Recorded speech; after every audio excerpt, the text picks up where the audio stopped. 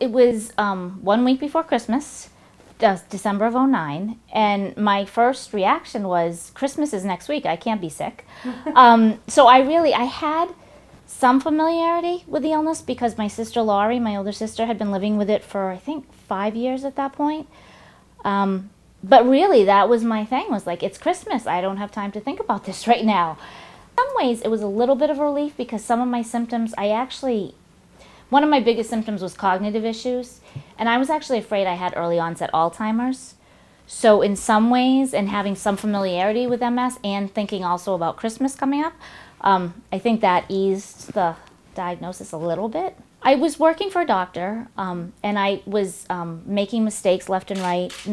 One of the things I did was process insurance claims, and it was something that I'd been doing for a long time, and I had trouble like understanding even the basic ones. Filing, we were having charts misfiled constantly, and I blamed other staff members when I think in the long run it was actually me. That kind of stuff, the memory issues, forgetting things like very simple short-term, like long-term memory seems to be pretty good, but my short-term memory was messed up big time. And it's funny because MS is different for everyone, and my sister has it, and she has more issues with her long-term memory. And there were other things that I know now were early warning signs, but it was all stuff that would come and go. So you think, okay, it's just a fluke, it's this, it's that.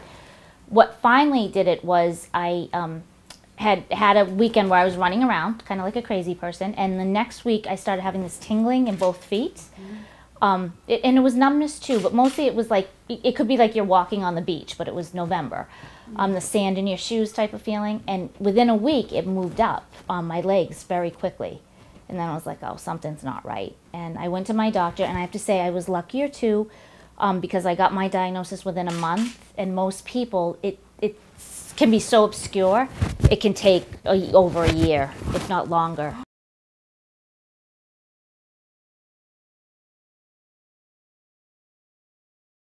I learned to use humor to deal with a chronic illness diagnosis so I wouldn't go crazy. Because it's a pretty crazy world I found myself in.